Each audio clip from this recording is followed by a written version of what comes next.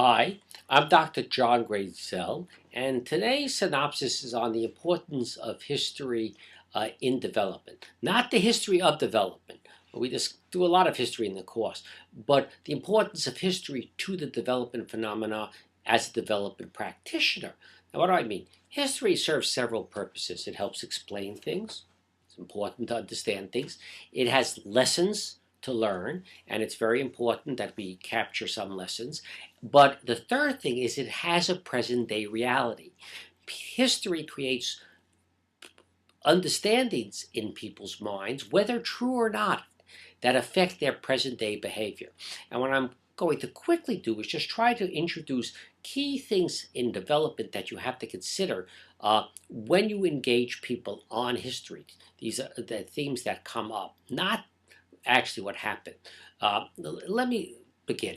I say development as a phenomenon starts at the end of World War II, but in another sense, the history of development starts early. It begins with the Age of Discovery, when people began first 1500th century going around the world, and you got tremendous interaction between Western cultures and other cultures. These phenomena are remembered today, and they affect the psyche of the people of today. But if you go to the Philippines today, you'll see a big statue of the man who killed Magellan. He's a hero in the Philippines.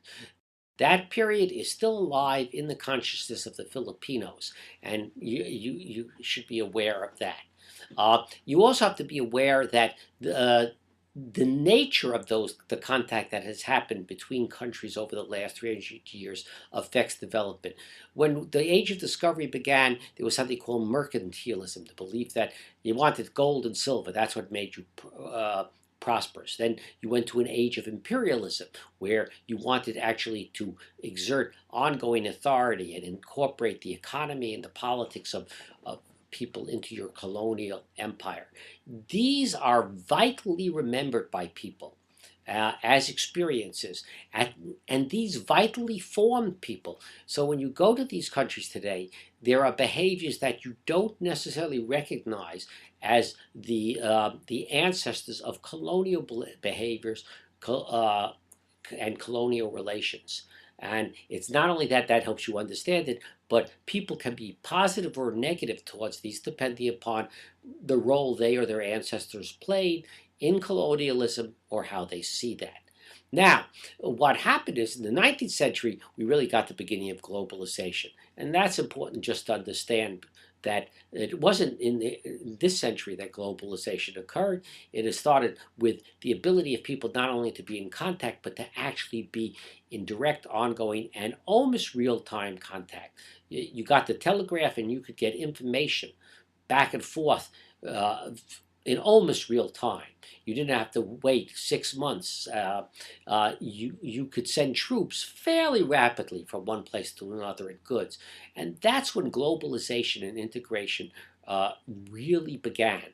And it's important just to know that, because some of these things that caused it to happen can be looked on as good lessons in terms of globalization today. They can also be looked at as reasons why some people are wary of what others think is progress. The things that we felt were progress, like the steam engine, for people who had steamboats come into their harbors and conquer them militarily, they could have a different attitude towards technology. But you also have to figure out in history our historic roles. Particularly in development, with the historic roles of colonialism, missionary, doctor, teacher, administrator. You see them today in many countries. You see the remnants in the behaviors, and you don't understand them unless you know the colonial background. Very different working in countries that were colonies of England and countries that were the colonies of France. The other thing that's very interesting is the importance of local history. We tend to read big history, but local history can be very important. If you go to Liberia today, it depends where you go. There's a Maryland County in Liberia today. It was settled by freed slaves from Maryland in the United States, and it's different from other counties in Liberia. So this is local history that if you don't ask about, you don't understand, but can have tremendous importance on how people are relating to each other. Now, here's something else I want us to be aware of. We've discussed about World War II and its lessons, but what people don't really tune in terms of history was the importance of the Depression. When international development started and the World Bank was formed, they said, how do we train people to work in this new field? And people said, take them to the Tennessee Valley Authority. The Tennessee Valley Authority being that tremendous project where a large area in the South of the United States was developed in terms of dams, roads, education institutions, what we would call integrated development, rural electrification. The Depression actually did two things. It basically made it clear that the government can intervene in a very fast way to induce social change, and it actually created very many models for social change.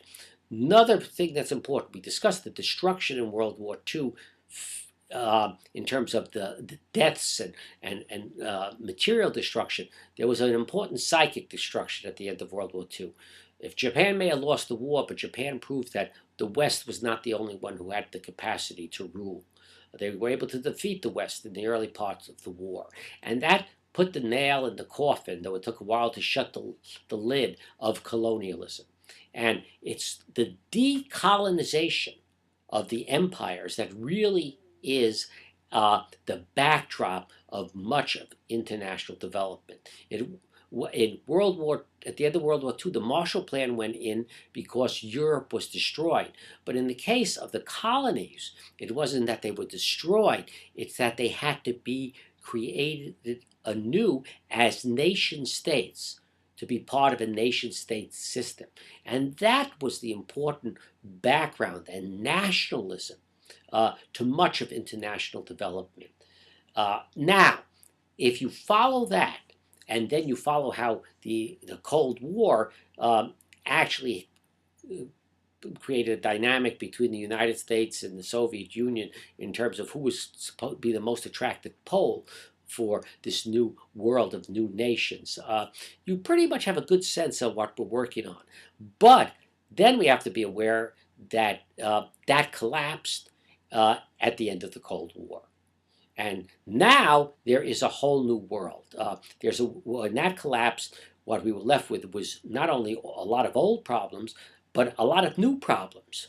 Increasing not only hunger, but increasing aging populations, new technologies that were affecting the environment, migrations of people in and out. And ironically, successes that now had different roles to play. So today, you can't talk about how we're going to develop the world without looking at India, China, and Brazil as major players. Yet they are all major players based upon fairly successful or succeeding models of international development. And the last thing I stress, Joe, is that where we are today in the history of development, and whether we have a history or we have a variety show. Now, what do I mean by that? What I meant was I could give you big images about what was the background of conditions and relations and political structures during the years of international relation. When that sort of collapsed at the end of the Cold War, it's like we got a free-for-all. We got celebrities. Celebrities who had been in development, celebrity economists, celebrity movie stars, celebrity NGOs, celebrity entrepreneurs, and everybody sort of decided that, gee, I now know the best thing to do to make the world a better place. And so it's not like we replaced the structure we had, but we entered a period that you could almost question, where is history now in terms of international development? And we'll look at that question too, because we not only want to answer that question, where are we want to make history in terms of where development goes. So history is a real aspect, not just a recounting of development. And when you go in and interact with people, asking them about their history and understanding their history is a good place to begin when you are working in development.